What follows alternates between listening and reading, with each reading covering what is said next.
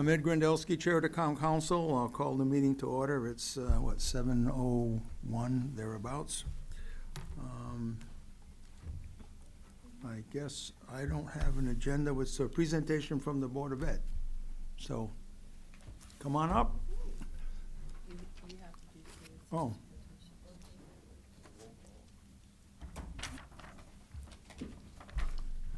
Oh, excuse me, I have to have a roll call. All right. I haven't heard from John LaBelle. I don't know. Tony, did I get an email from? He's on? Okay, that's good. Tammy, have we heard from her? She's presenting the proclamations to the football team tonight at their banquet. Okay, well, she's sort of here, but in a roundabout way. Okay, we will proceed. All right. Good evening, everyone. Oh, there we go. Good evening, everyone. Maybe not both at the same time, right? Yeah. All right, so I'm here. Sue Nash, Superintendent of Killingly Public Schools. Andrea Drake, our Assistant Superintendent. Christine Clark, our Business Manager. Here to present the... Hello. John, you on? Is that Tony? No, it's John. Okay. We can't hear anything on our side.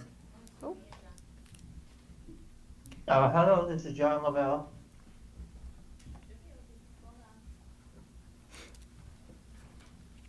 John, can you hear us? No, hold on.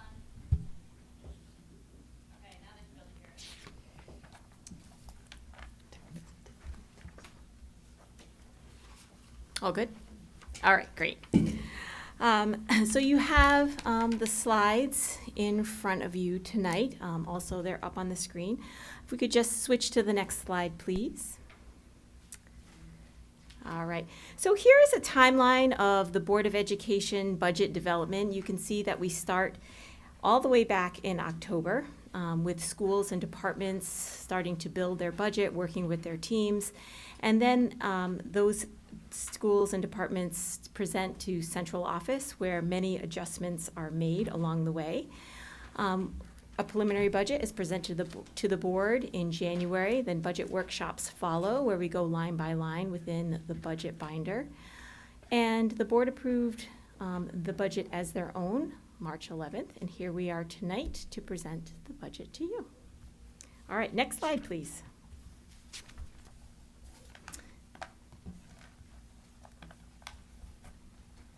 Okay. So to set the stage of where we are today, it's important to go back to where we left off last year. So at the end of the budget cycle last year, the Board of Education received a budget that was 1.24 over what the previous year's budget was.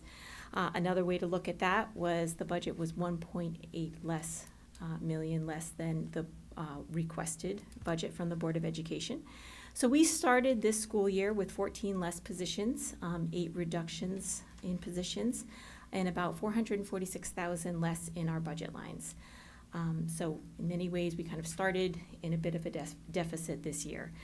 And then I presented my budget in January, and I did not have health insurance numbers at that time. So the budget at that time was a 4.84% increase, with a disclaimer that insurance rates would indeed increase.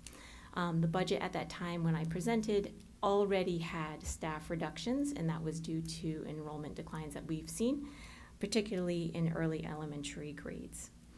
And then we moved on to our budget workshops, January and February.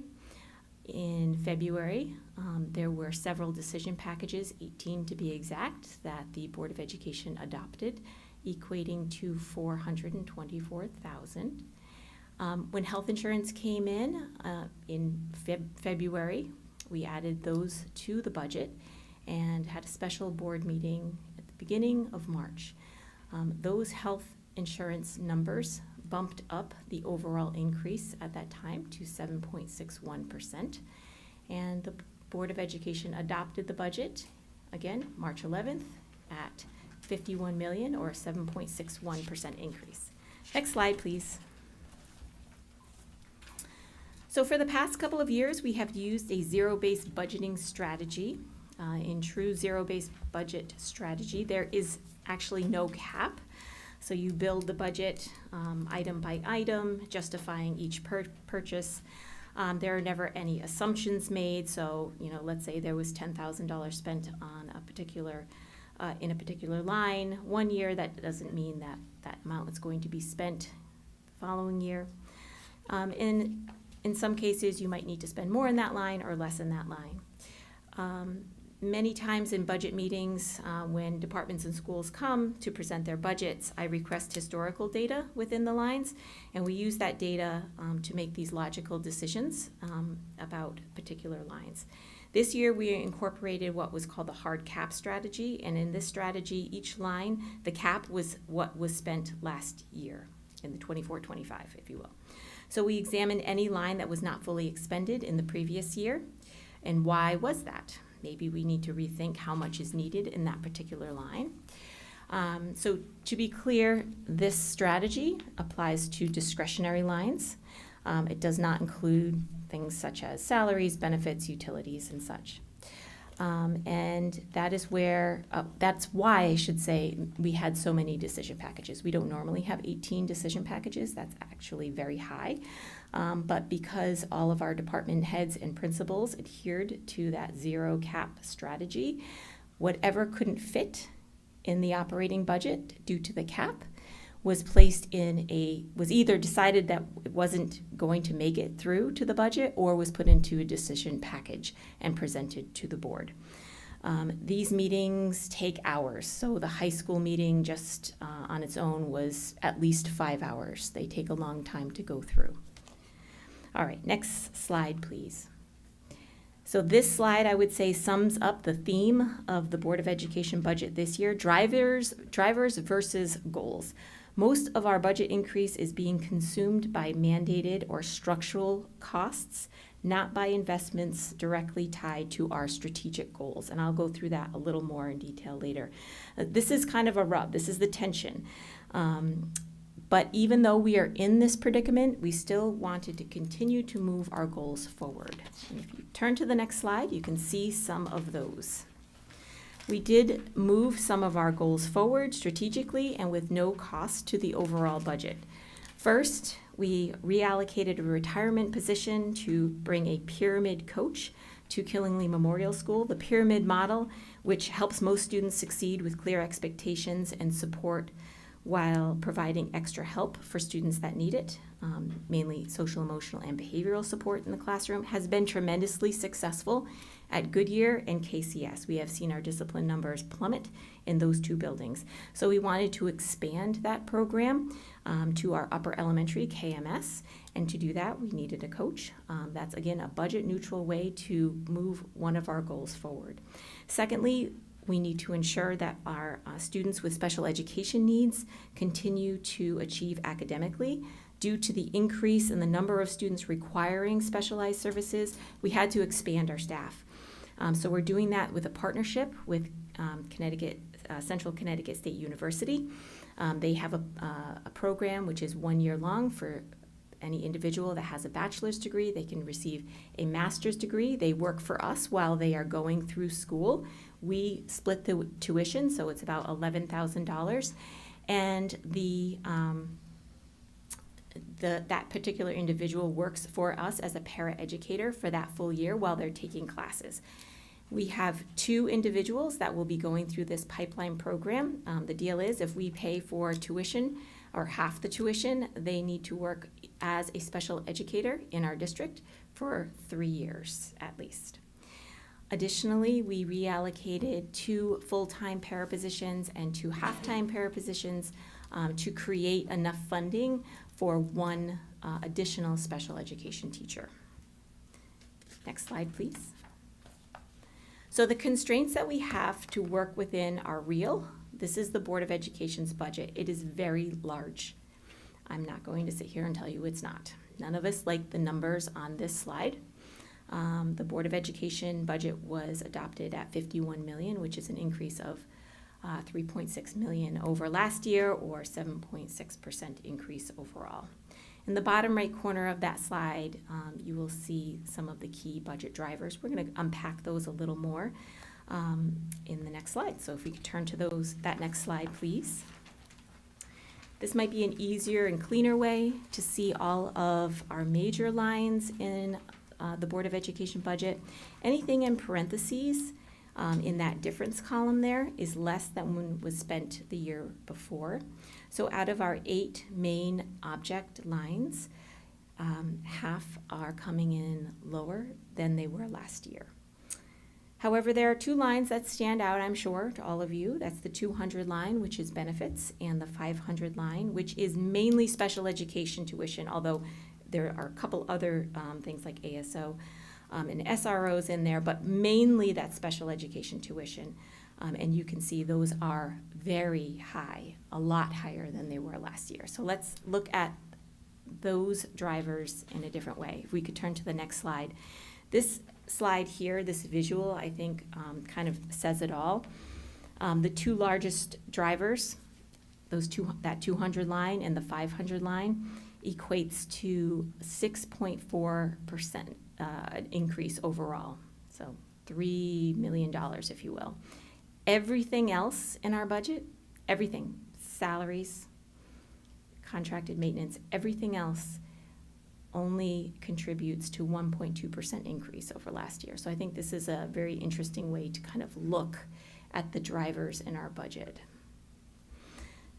It's the reality, right? Special education is mandated, as are benefits, but let's peel back the layers on health insurance and special education costs. Let's go to the next slide, please. Health insurance, what we can't control. Why is it going up? Rising medical and prescription drug costs, and it's contractually required. Locally, our claims were higher than they have been in the past, and that's, we're collective in that, right? Town and board kind of sharing that same burden. It all plays into higher insurance rates overall. Next slide, please. The second major driver, special education costs. Why are those costs rising? Well, there's an increase in students requiring special education services. You can see in these charts, we mirror, over the 5 years, we mirror the same trajectory as the state. So you can see we are not alone in the number of students requiring specialized education. Over the past 5 years, just in Killingly alone, about 100 more students require specialized services. The second bullet point there, the nature of the services, the intensity of the services have increased. And what does that mean? Mainly, students require specialized instruction, sometimes out of district. And those out of district placements include transportation, and those can be pretty costly. So that's our second driver there. Next slide, please. We certainly have tried over the years to keep our out of district placements down, to keep our budget fiscally responsible.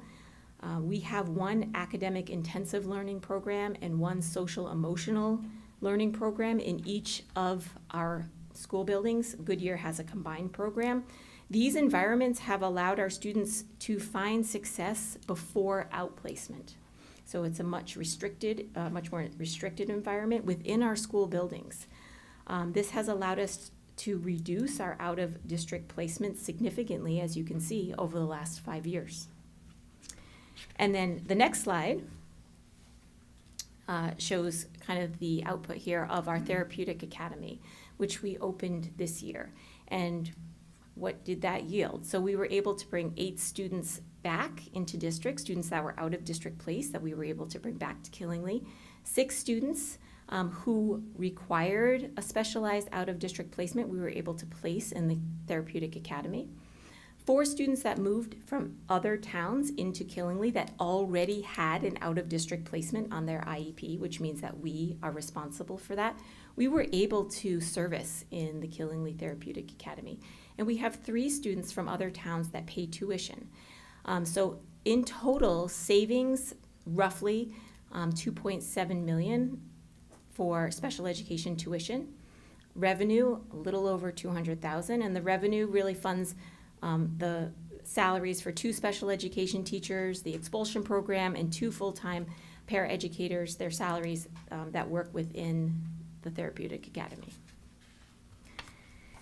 In the next slide, we're just going to talk a little bit about something that has recently been talked a lot about in the legislation, excess cost reimbursement. There's been a lot of hope around maybe more reimbursement coming into districts this year. So let's go to the next slide. For those of you that are not familiar with that, what is excess costs reimbursement? Well, it is intended to reimburse districts, as it's stated in the statute, 100% of costs exceeding 4.5 times what the per pupil expenditure is. The problem is that has never happened. It has never been funded for 100% reimbursement.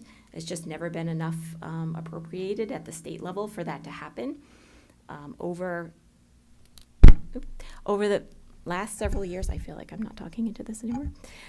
There has been, Killingly has received between 70 and 75% reimbursement.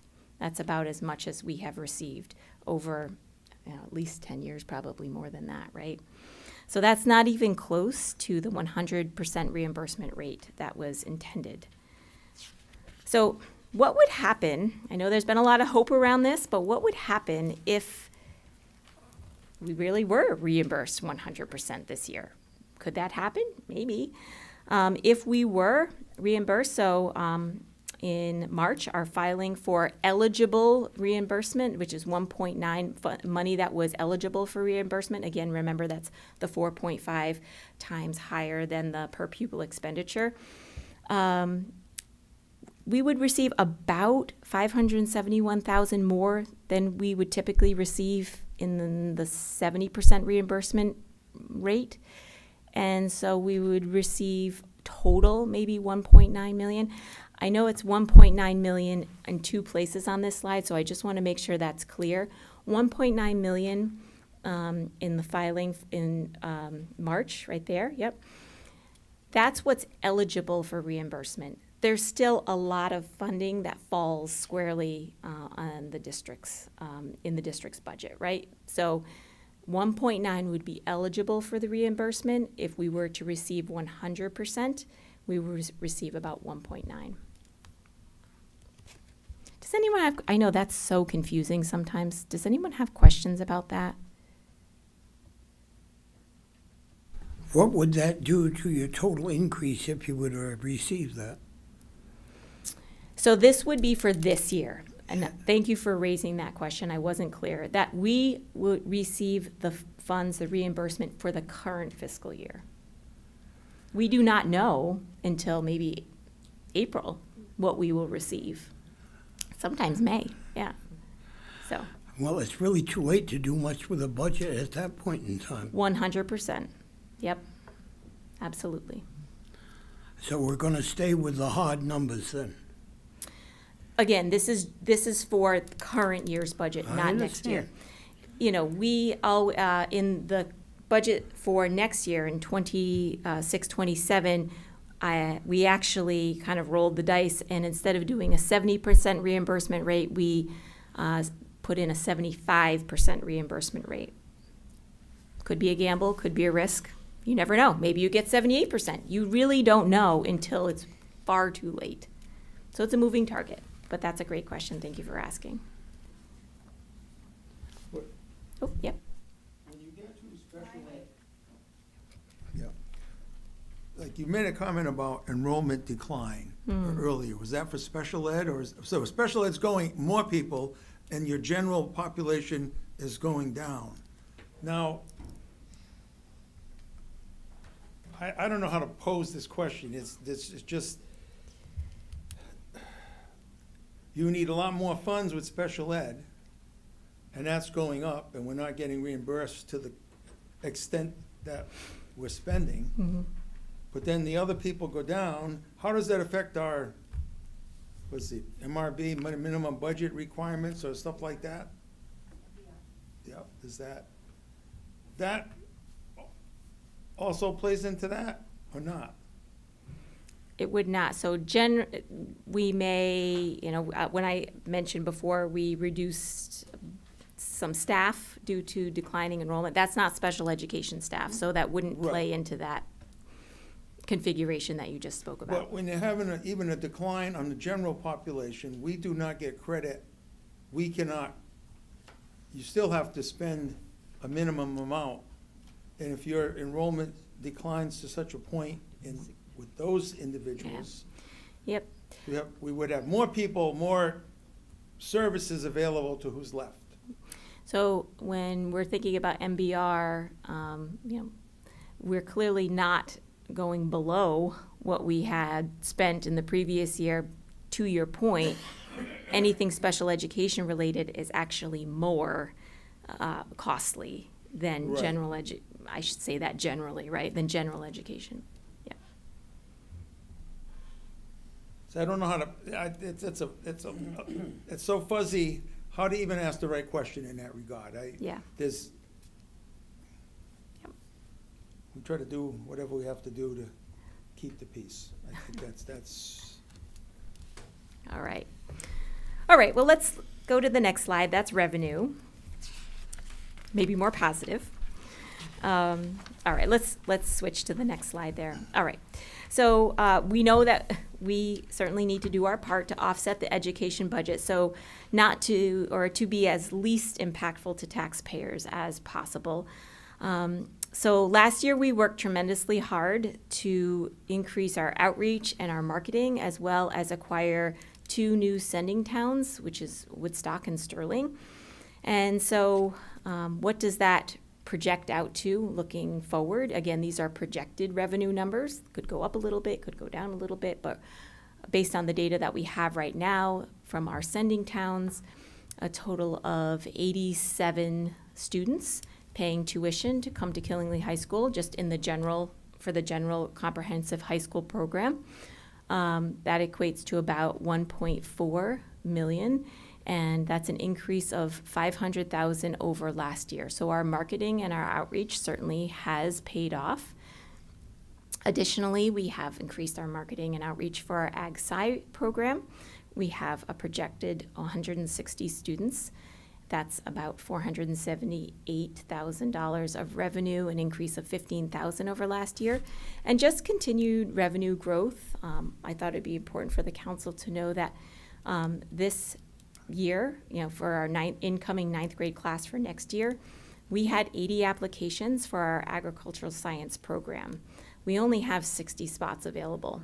We haven't had 80 applicants in several years. That was by far the most applications we have received. Again, kudos to our Ag Sci staff and our marketing and outreach, all the work that they've done. We have a wait list now for our Ag Sci program. How do we market? Well, I don't know if you've seen the billboard on 395. We try to market there. Winnie once a month, and of course, Facebook. We try to get the good word out about Killingly Public Schools. And if we go to the next slide, you can see all of our revenue streams. Those are some of them, right? The largest source of revenue that we have is our education cost sharing grant from the state. It's about $15 million. It's been that way for several years. You can see our Ag Sci grant there that we receive. We're projecting that that's going to be about $300,000 more than it was last year. Again, you can see that $500,000 of regular ed tuition that I just spoke about, the $15,000 more for VOAG. So at the bottom line there, at the end of the day, we do hope to bring in about $864,000 more in terms of revenue than we did last year. How does this look? Next slide, please. The more revenue we bring in, the more we offset what is impacting the amount that needs to be raised by local tax dollars.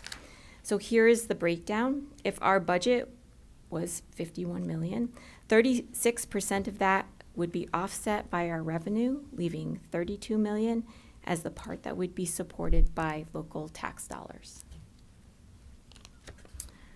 All right, next slide. Non-lapsing account. For those of you that are not familiar with that, that is an account that the Board of Education can deposit money should there be any remaining in a particular fiscal year. And next slide, let's look at the status of the non-lapsing account as it is currently. Our uncommitted balance as of today is $813,000. That is after we have committed to the first phase of the access road, and that was a little over $1 million. The contribution for 24-25 is pending the audit, but we estimate that will be about $800,000. And if you add that to the $813,000, you have a rough balance of $1.6 million. So potential needs for non-lapsing in the future on the Board of Education side, we currently have a deficit in our operating budget. In December, the projection showed about $1.5 million in terms of a deficit. That could break either way, a little more, a little less. Why do we have such a deficit? That's because of special education. It is pretty much all special education tuition for the reasons I spoke about earlier. And we also have phase 2 of the access road that we will need to pay for. That's $967,000. We can't do both. We have enough in our remaining non-lapsing funds to do one or the other. Next slide. Speaking of access road, I know it has been discussed here at the town council, so I wanted to provide a quick overview. This is a 2-year project. The first phase was approved, like I just mentioned, by the Board of Education. That's about $1 million. And that was approved to use that money out of the non-lapsing. So we will have enough money in our non-lapsing. We do have enough money in our non-lapsing for the second phase of the access road, which again, about $967,000. If we were to pay for the entirety of the access road, we would have roughly $646,000 left in our non-lapsing. If the access road was taken out of our non-lapsing, we would have a balance of about $2.6 million. What would happen if that happened? Well, we could certainly cover our deficit this year that we have for special education and lower our 500 line, that's that line for special education, in the 26-27 budget. So we could do that because we knew we would have funds in our non-lapsing should we need to access them for special education costs. I have a question. Sure thing. So the access road, is that going to have a sidewalk? That is in the third phase. It could have a sidewalk. It is not included in these numbers? It is not. Nope. Is there a guardrail included in these numbers? Yes, that would be in the third phase. I actually brought a breakdown of phase 1 and 2 and 3 if you want to look at it later. The phase 1 and phase 2 allow for a paved road to access the lower fields. It doesn't have lighting and it doesn't have a sidewalk. So that can be added, but it's not in this part of the project. Does it have to be paved? So because of wetlands and erosion, it was required to be paved where it is now. Now, if it was maybe built somewhere else and there was no wetland impact and no erosion, then probably not. I don't know that for a fact, but I'm guessing. What field do they currently use if you don't have access? What road? So What field? what field? For soccer, wasn't that a practice? Oh, yeah. Those are all down the lower fields. We use those now, and we do have a road that goes by the concession stand for students to walk down. Sometimes we have a golf cart go down there. It's not suitable for a fire truck to go down there, and that's really why we needed to build another road. It's too narrow. The question I get asked by grandparents usually, how do we get down there? Would you, if the road was suitable, they could have a bus take them down? Oh, yes. So if we were to build this access road, it's perfectly passable for cars. Now, where do you park the car when you get down there, right? That would be another layer to the project. But yes, you couldn't drive a car down there. Is it a one-lane road? No. I believe it is, by code, it has to be 16 or 20 feet wide, one or the other. I can't remember which one it is, but two-way, Thank you. of course. Okay, to wrap up, we're looking back and future implications. Let's flip that slide. This is a look back of 10 years of Board of Education budget and the gap that existed between what the Board of Education requested and the final adopted budget. There have been years where the Board of Education has requested larger amounts and years we've requested smaller amounts, and what has been received has certainly fluctuated over time. However, in the past 10 years, 6 of those, there have been a significant gap between what the Board of Ed requested and what was approved. The greatest gap occurred last year, as you can see. Immediately following the previous year, 24-25, which was also a very large gap. So if you let your eyes kind of glance at this chart, we have not experienced 2 consecutive years of gaps this large in 10 years. So that is important to keep in mind as we move forward, because in the last slide, you can see the potential impact of budget reduction, and this is just an example, right? Even if we reduce the budget as it is now, down 1.2 million, or to a 5% increase overall, that is a reduction of 21 classroom teachers, or 30 full-time paraeducators, or 8 school administrators. So sometimes when we're talking about numbers like that, it's helpful to put that into context of what that actually means. And that is the end of the presentation. Happy to field questions, comments. I have a couple, Ed. Yeah, please. So what is the actual tuition cost per student? For students that come from those sending towns you're talking about now, 16.9, wasn't it 16.9? Budgeted is 16,699, I believe. 16,699. What was the rest of it? 16,000 what? 699. 16,699.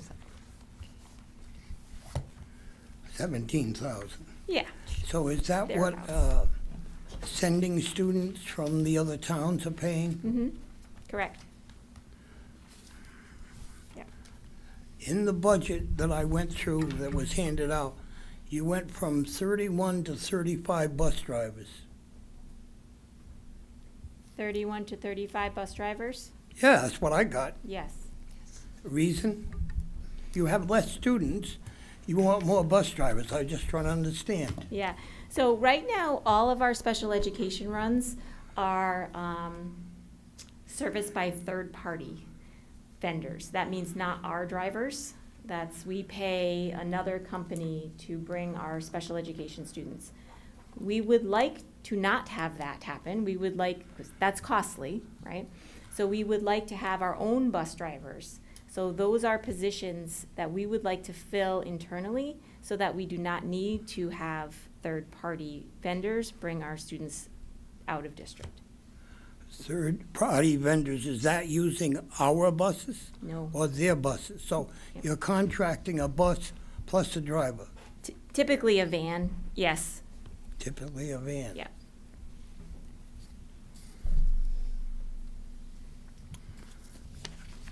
There are other outside sending towns, I mean, they can send anytime they want for VOAG, right? Yes, so our sending towns, students have to apply in December, and then we review their applications, and they're accepted, usually in January and February.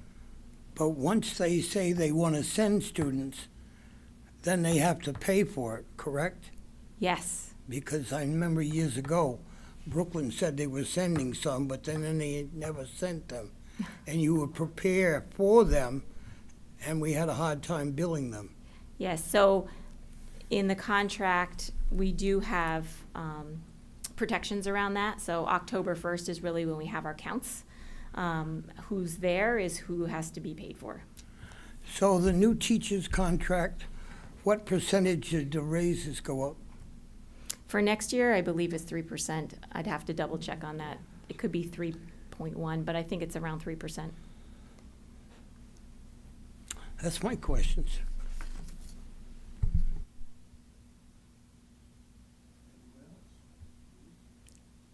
Well, I haven't looked through the extended budget, but I know, like, I'll get into, like, the pizza parties, and usually when I went to school, everybody paid for, contributed, so, I mean, every dollar makes, a big difference.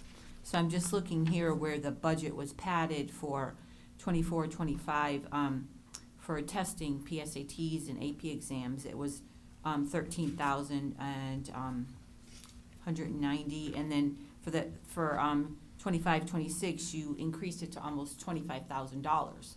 So how could the testing go up that much? So that's places that I haven't looked in the budget where it's been padded, because that's a huge increase. So then for next year, you decreased it because you had increased it so much. So I'm looking at those kinds of things. Historical data is important to look at, and that is part of those conversations that we have at central office, going back through historically and making decisions on that. But, that was one place where there was a huge increase. Yep. We also, this year, received a grant for AP testing. So different times, we are eligible for grants. We just received one, so we will be using that for this year's budget. So it may not look like we're spending as much, but that's because grants are paying for AP exams this year. Because I paid for my own kids' AP exams and PSATs.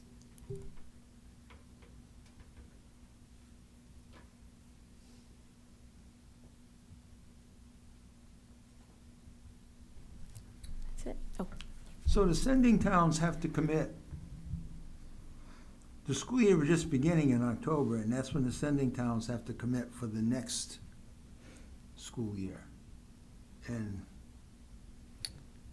we oh, have, I just want to clarify that. Good. Yeah, I may have been confusing when I was speaking about the October 1st count. So the October 1st count, let's say of this year, whoever is from a sending school on October 1st, their district is paying for. They don't have to commit on October 1st. They just have to, whoever is there, those towns have to pay. No matter if, 2 months later, they moved or left to another district. but could they switch individuals to replace that position? Is that a name that's there, or is that they just have to commit? No, just a, Yeah, those positions,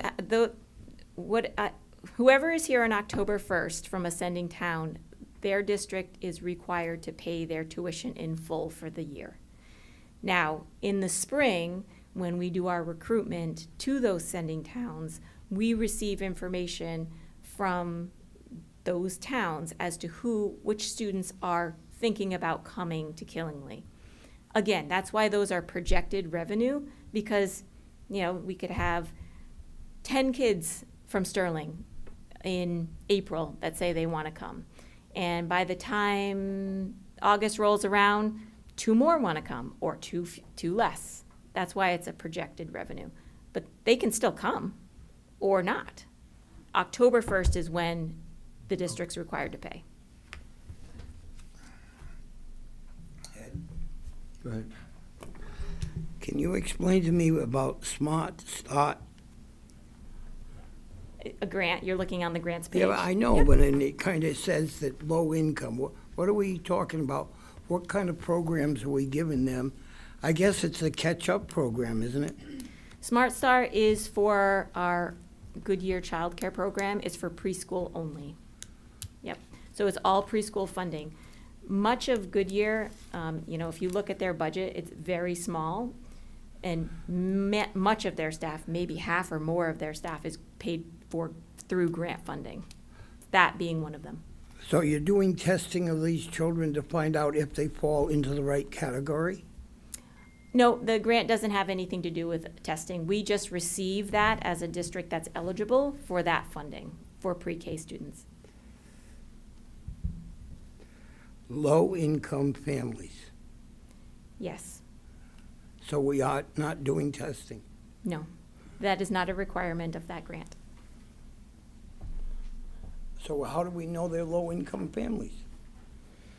I believe Killingly is in a district regional group that would be considered low income based on our free and reduced lunches. So is that all the students then? Certainly not all of the students at Goodyear are low income. I don't think the grant is asking us to identify who is. How many students are in that program? 139 right now at Goodyear. So is that 50% of the students? So that depends on free and reduced lunch eligibility, which So that really we're all- not supposed, that's confident, we're not, I don't even know that information. I just know district-wide, we are about 50% free and reduced lunch. I don't know who that applies to. So it has worked then, this program? The pre-K program? Absolutely. How many years have we had the program? Oh, gosh, how many years? Longer than I've been here, since prior to 96. Prior to 96. Thank you.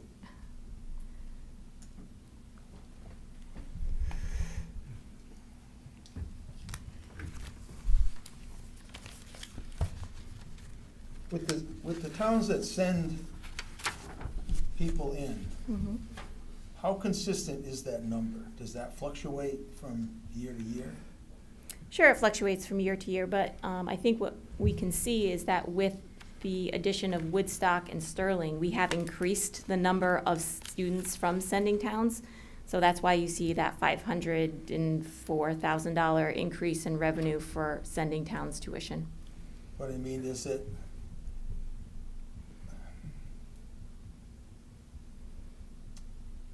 again, it's hard to pose these questions, but overall, do we have a stable population in the school, or does it,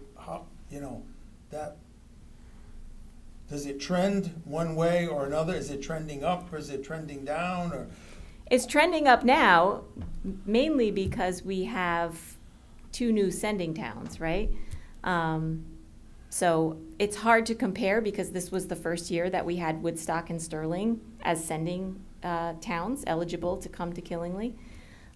So, we had several new students from Sterling come. I don't remember off the top of my head how many, but we have had several students from Sterling. Actually, I wrote that down somewhere. So I think since about Check things for 2012, there's been about a reduction, about 400 students, not counting this year Killingly students, so that's, I think, about 17% decrease in the student population. Is that about right? I don't have numbers back to 2012, but in the I looked on the state website. past several years, we have had a reduction in what we see it mainly right now in our early elementary grades, kindergarten, first grade, second grade, so KCS, Killingly Central School. You can look at the enrollment. We do have an enrollment chart in our budget book. I got it. So it's kind of interesting when you look at it, right? One of the things we've talked about at the board is, where are some of those students that are entering kindergarten? So we have something called the NESDEC report. It looks at birth rates in a particular community and tries to project how many students will be entering kindergarten and then how many students will continue on. That's on page 11, excuse me. And you can see at Killingly Central School, this chart only goes back to 2019, but you can kind of follow that and see that there's significantly fewer students. And that's not what the NESDEC report projected based on the number of babies born 5 years ago, right? So we were supposed to have a lot more kindergarten students come in this year. They did not. We do not know why, because we do not know who they are yet. Maybe they'll all come next year. We don't know. Maybe we've reduced a kindergarten class and that will be a terrible mistake and we'll have tons of kindergartners show up. We just don't know that. But you can see Goodyear Early Childhood Center, that number has gone up pretty significantly over the last several years. Killingly Intermediate School, that has also gone up, which is interesting, right? Killingly Memorial School has gone down. Killingly Central School has gone down. High school gone down. So it's interesting the pockets that that you see with enrollment. Is there a great explanation? I don't have a great explanation for it.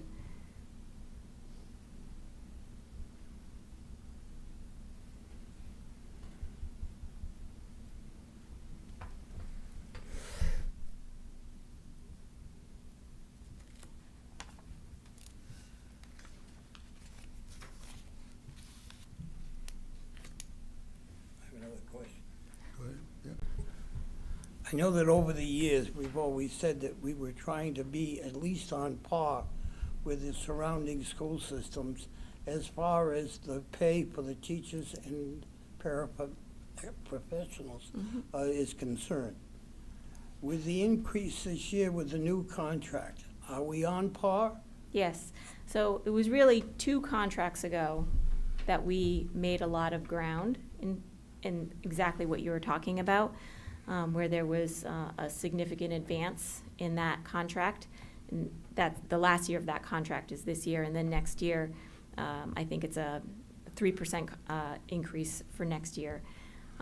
But that contract prior to the one that was just passed did make up ground, and we are now like in the middle of the pack. I wouldn't say we're leading the pack, but we're in the middle of the pack. We're not at the bottom. The next question would go back to the funding that you're helping students go to college to become teachers and come here. So they're committed for only 3 years after they finish college successfully?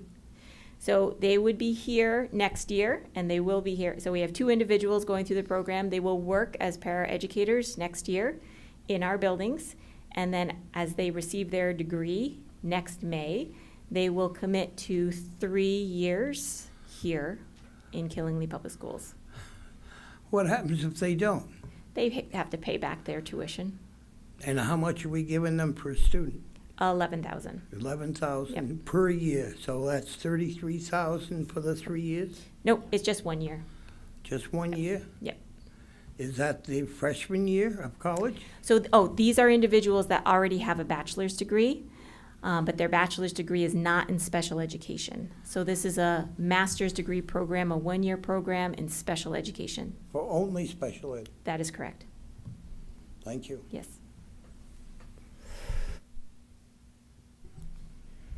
Anybody else?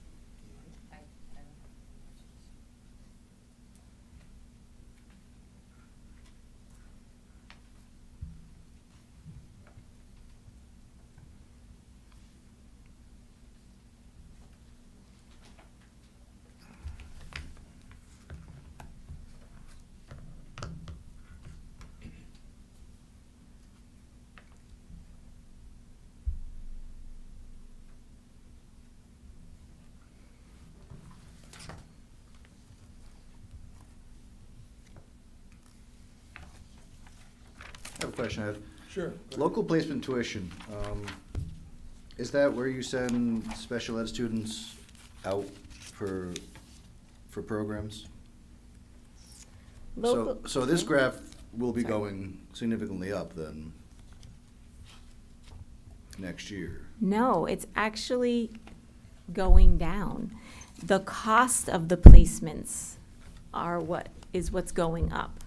So there's gonna be less placements, but the cost going up over 60%? The cost of that, the placement and the transportation.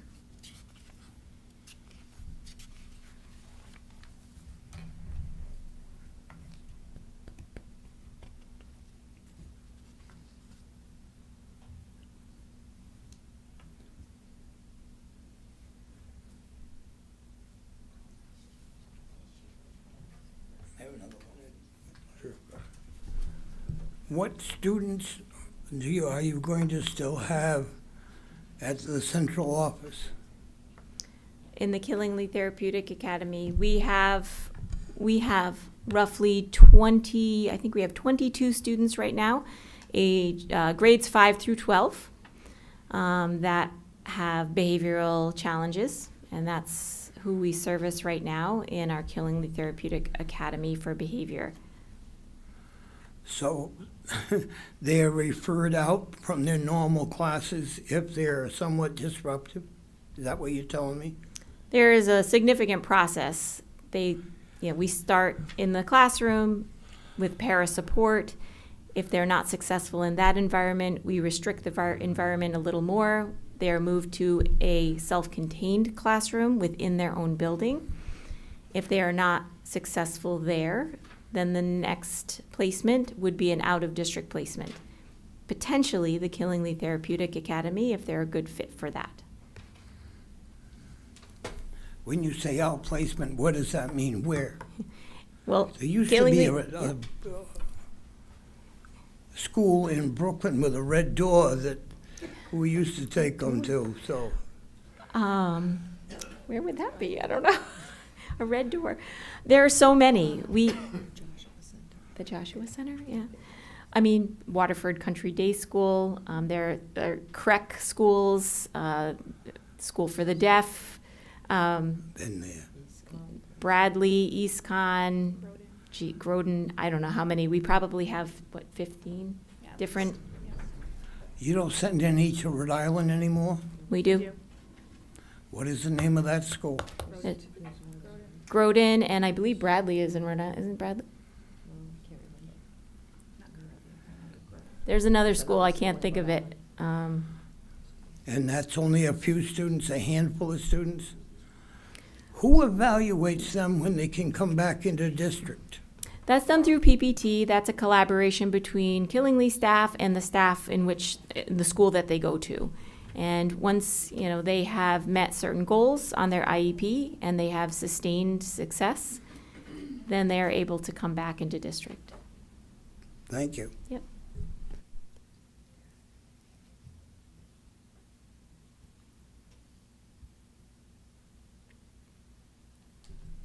But the cost, the individual cost per student can vary all over the place, depending on where they have to go.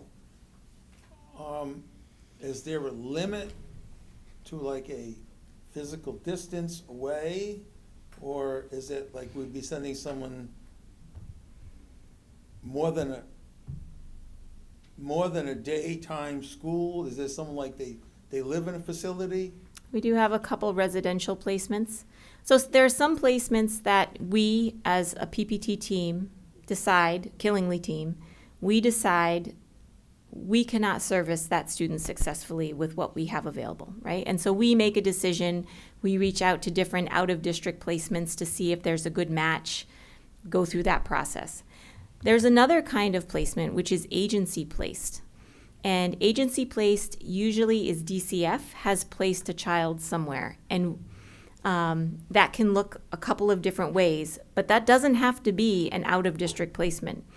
For instance, we had a student whose parent lived here in Killingly, but was in a foster home and went to school in Orange, Connecticut. So they lived in Orange, Connecticut. Parent lived here. So we're considered what's called the nexus, which means that we pay the tuition for what Orange Public Schools gives us for that particular student. That's a little bit different scenario, but that does happen.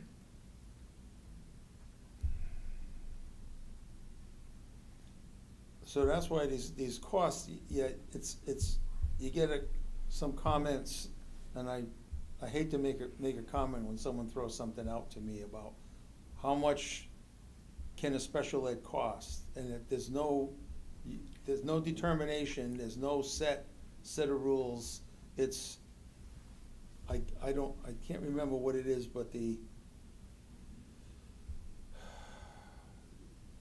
meeting of the group that determines what the needs are, and that's where the cost comes in.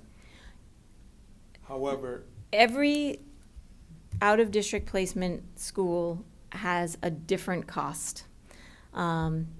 It would be nice if the state had kind of a leveling system. They did that in Massachusetts, where they have kind of a cap for these out-of-district placements.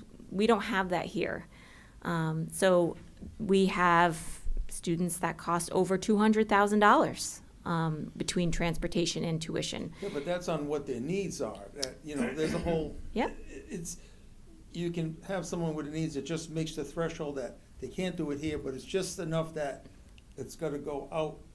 And then some that really need, Absolutely. The match has to suit the student's disability, right? And so we have to find the right match for that student in terms of an out-of-district placement so they can find success. because to try to sell something, the general public, a lot of people have I'm having a hard time. Yeah. And I know a little bit about it, but not enough, and it's still to explain that special ed is a Yeah. moving target. It is, and you know, tuition is, like I said, is not always special education. So you could have a student that is homeless, right, deemed homeless, and you know, they're homeless and their family is living doubled up in, I don't know, Groton, but their last school was Killingly. That family can decide for 1 year to come to Killingly Public Schools under McKinney-Vento, which means that we are responsible for transportation for that student to go to Killingly Public Schools for a year. So there's a lot of different variations here that I get. It's probably too much to talk about in one evening, but all of those kinds of placements, it's not, tuition doesn't always have to be special education. Some of that is agency placed as well. Do we still have the Hawkins house? I don't know what that is. No. How many years is that going away? I have You never don't heard know of it. what it actually. is. Okay. It was for girls only. Oh, okay. They were having a very difficult time assembling into the student body. Thank you. So again, the non-lapsing account is, when this came into being, that really was a big help. Because we've always seen it with special education courses going on, that when you have this available, you can kind of handle what's going on. And again, that's where I was kind of looking at the access road at the high school.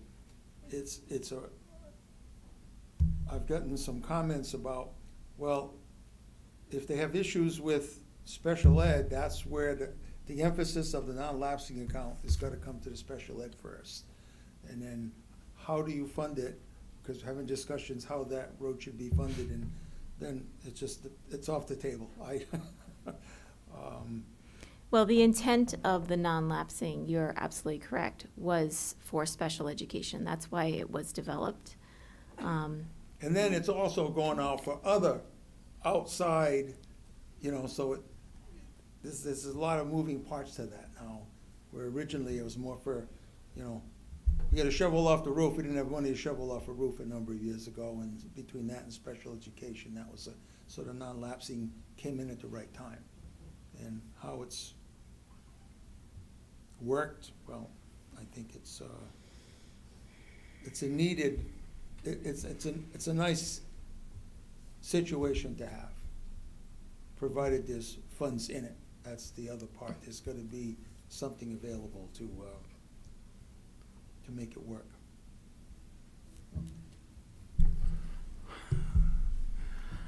I thought the non-lapsing was set up so that when you had surpluses in your budget, that you had 30 days after the end of the budget, then that money had to be returned to the town. The non-lapsing account was set up so you could keep that money for certain purposes. Yes. Yep. Right. Mainly for special education, because as you all have alluded to, special education is a moving target. And there have been times in the way past that the Board of Education has had to ask for supplemental appropriations from the town council due to special education costs. And when, of 3 years, I guess that may have happened in a row, I can't remember. But at some point, the non-lapsing account was established so that I that know, wouldn't I happen. was here. I know.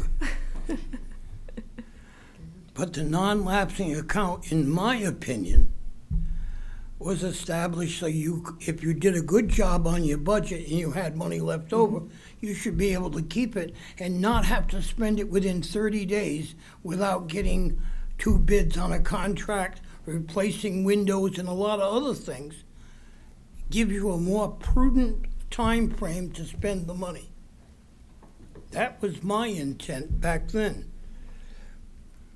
Was I wrong? I don't know about the 30 days. That part I'm not sure about, but maybe you can speak to the, you're not sure, okay. I don't know about the 30 days. We don't have 30 days now to spend that, but maybe back in the establishment of it, there was. What is our involvement with EastCon now? EastCon, we use EastCon for a few out-of-district placements. We have used, I believe, a BCBA, a board-certified behavior analyst, as we do not have one on staff.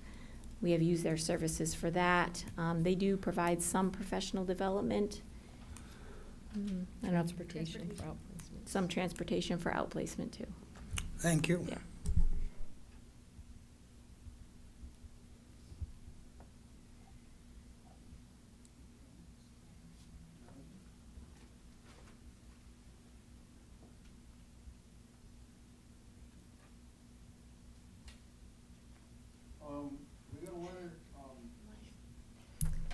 We got the letter regarding the roof replacement and potential for funding for a evaluation.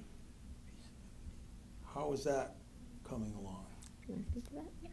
All right. So we're in the process of obtaining a quote for a functional study as well as of the KISS building.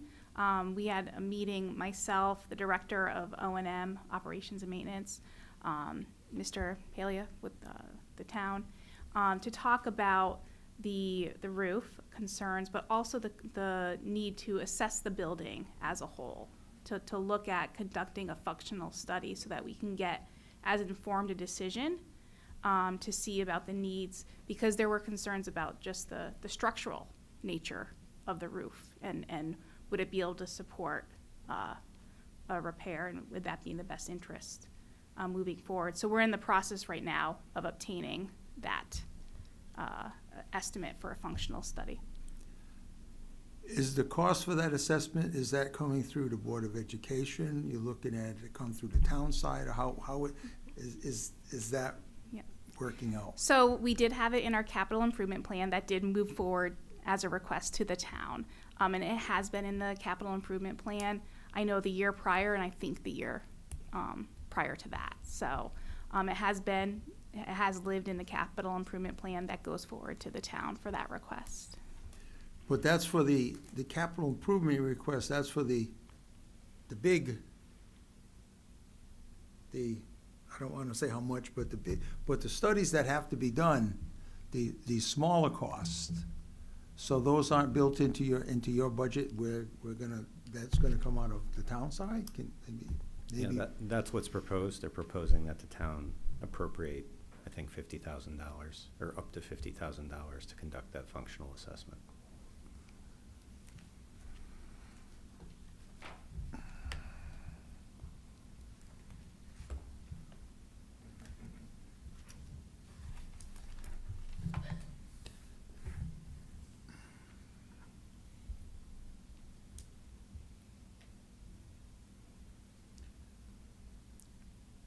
Is there a time frame that again, how do I pose this? There's a related issue that I think the assistant superintendent identified last time when she was here to discuss the roof, and that was the 2022 report. I think it was done by an architect or a designer that the school had retained that identifies that there's design deficiencies in the structure of the building, and that's leading to the failure or continuing deterioration of the condition of the roof. And that's why it's been replaced and repaired so many times over the past 25 years. So a related suggestion was to take that report and use that to shop the estimates to inform what needs to be done to address the roof issue, so we don't just put another roof on it. That's not going to work. And I think that issue is intertwined with the functional assessment that they're proposing to do. Well,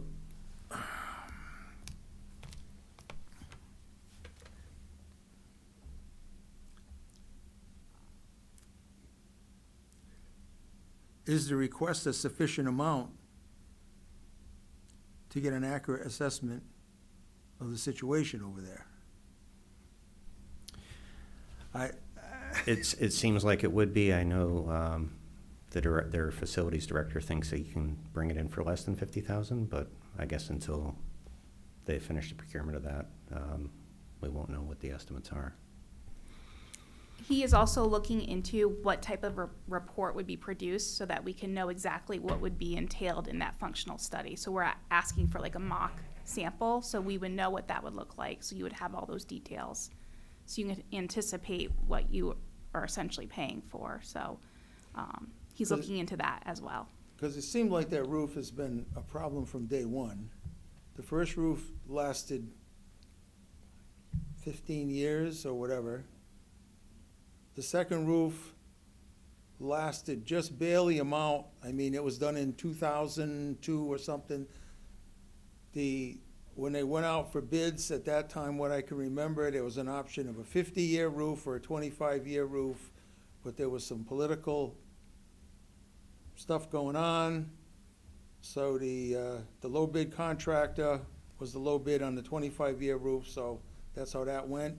We're at 25 years, so, but nothing addressed potential structural issues if there are some. That's kind of where, if we're gonna go there, we gotta go and get the nitty gritty. I don't know how you do that, but that's my take. All this material is online for the public to be able to review it? Yes. Is any of the hard material at the library so they can review it there? We do not have it at the library, but we can put it there, sure. I'm trying to get as much exposure I get that, yeah. as possible. That's a good idea. We don't want a situation like last year.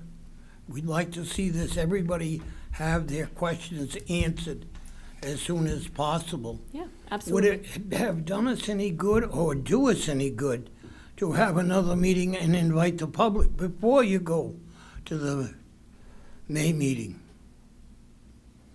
I want to get it explained and answer the questions so we don't have a problem. There is a public hearing scheduled for next Thursday. I know. Okay.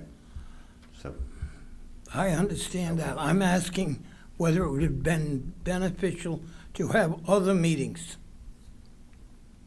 It's hard to get the public come out I know. a couple, 3 or 4 times, but Yeah. makes a meeting go a lot easier if more people understand what is in the budget and what they're allowed to do to the budget. Agreed. I asked that the extended budget with all of the line items be posted online for the public, not just the pink booklet, which is missing a lot of information. And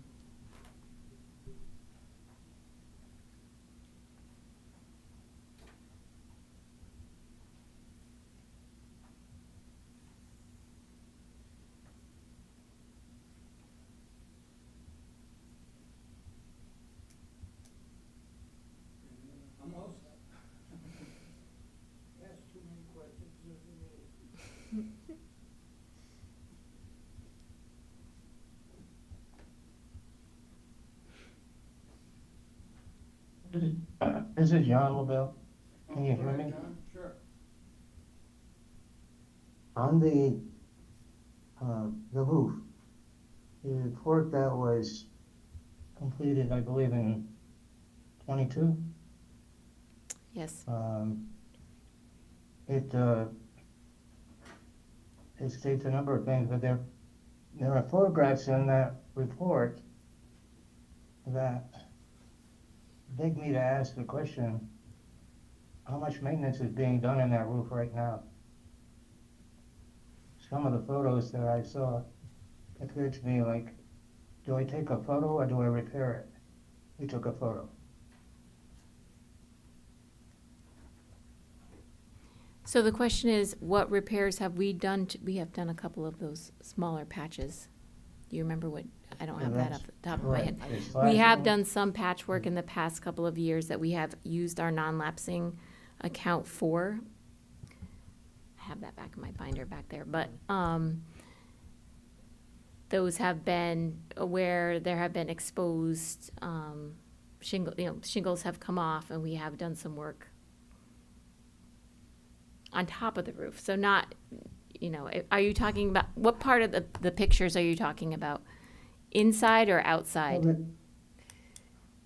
Outside?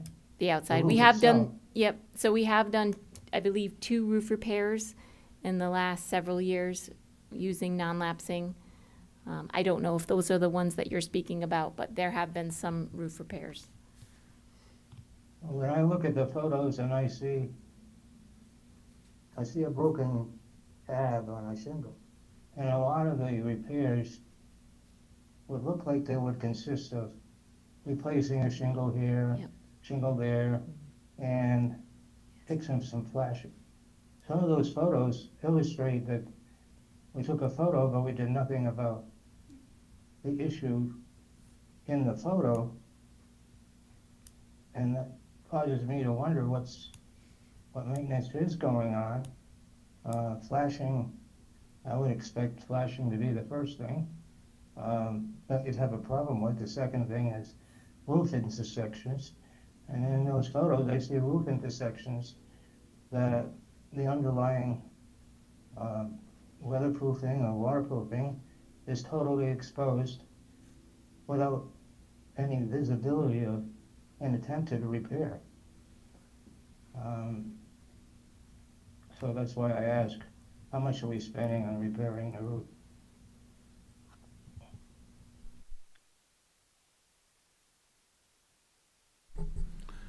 To me, another important question there is, what damage has it done inside? I know you said it was the band room that was the worst, but I guess there were 2 classrooms that were somewhat damaged too? There was impact to a few areas of the building. So we had some rooms on the lower level that sustained some water damage, 2 classrooms. And then on the second floor of the building, there was a wing facing the front road that also had some considerable leaking in the classrooms. Our auditorium as well has leaking above the staging area. What was the cost of the damage inside? The cost of the damage inside, so it was replacing of like ceiling tiles. That was like the main concern. Our maintenance crew was able to, handle the repairs of that. There hasn't been like significant cost to like systems or anything like that. It's more like leaking through the ceiling tiles type of repair. So what is the band room used for now? The band room, so that's not an area that I know of being impacted. Auditorium, the stage above the auditorium has, and we, do have estimates for repair for that area as well. But that is, again, where we see needs with insulation and areas of concern with the roof over there on that side of the building. Thank you. Mhm.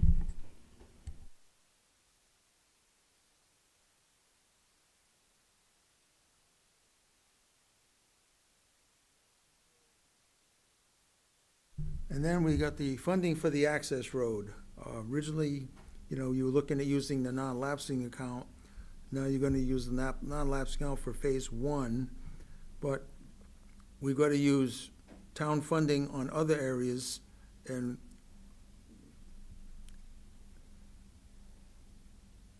where is that funding gonna come from? I guess we're gonna have, if it's budgeted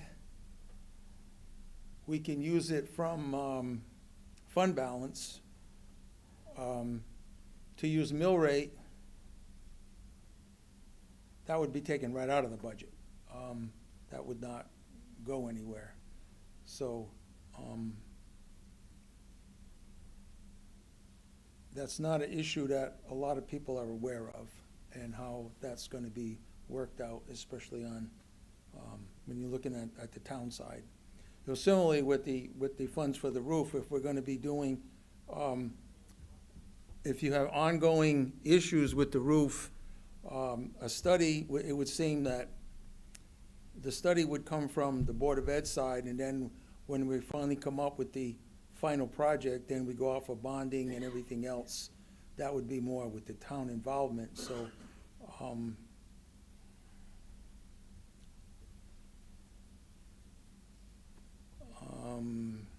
I don't know where to go with that. Again, how do we start looking at some of this? A specific funding source has to be available. And I don't know if that's in place at this particular time.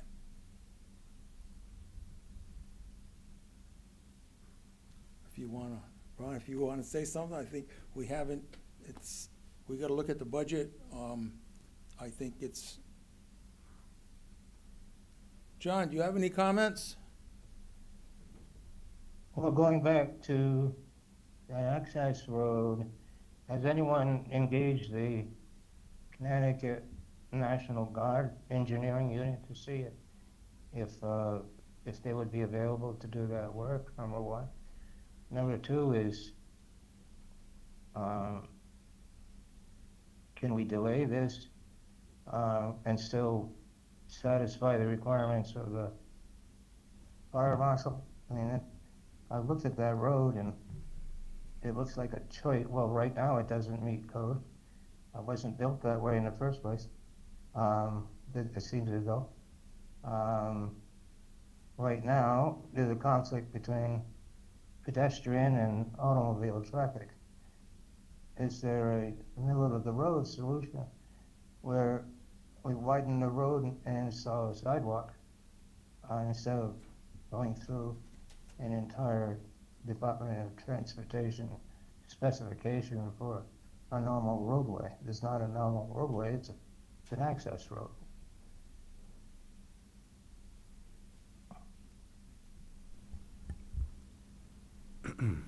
I'll try and add a little bit. Yep. Okay? All right. Okay. Recently, we've had conversations about the pressure on the non-lapsing account, and we've been engaged to look at alternatives to the access road in an effort to see if we can lower the cost from, I think, 2.1 million to maybe less. I don't have the answer to that question tonight, but we are taking a closer look at two alternatives that were considered, I think, lightly early on in the process that may yield some results. One factor being that the requirements of the fire marshal were more basic than the road that's proposed. The fire marshal's requirements are that it be a gravel road with a grade of 5% or less. And there may be ways to work around some of the site constraints if you look at an alternative path. So I may have more data on that in the next couple days. I don't have a reduced cost for you tonight. And I don't know financially what the actual ask is. I don't think that's been defined, right? We have different numbers, different special education costs, and maybe some leftover money or not.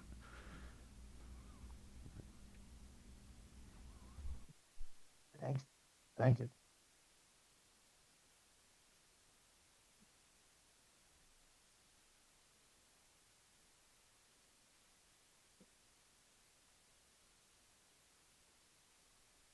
Oh, I have another question.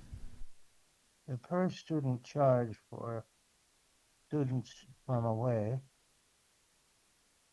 how much of the actual expense does that cover? I'm sorry, could you repeat that? The per student cost was stated as a number of 17 something. How does that compare with the actual cost for that student. So you're asking the difference between the per pupil expenditure figure and tuition, is that what you're asking? Correct. All right. Per pupil expenditure, I believe, is roughly 20,000. I could open that. No, it depends what- It depends what you're looking at. Publicly, I think the last one I put out, which was from 24-25, was 20 or 21,000. I can't remember off the top of my head.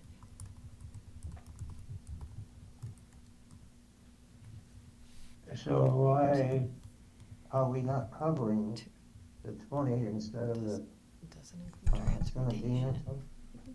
Okay. The tuition for the various towns is calculated with a calculation in the contract. When the students come from another town, the costs that are not included within that tuition rate are special education costs and transportation costs, along with some others. So the costs would not be identical, the tuition rate versus the per pupil expenditure. I see. So 23-24 pure pupil expenditure was 20,989.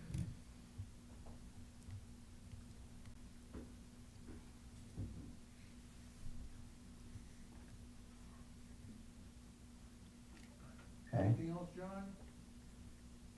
Yes, I'm good, thank you.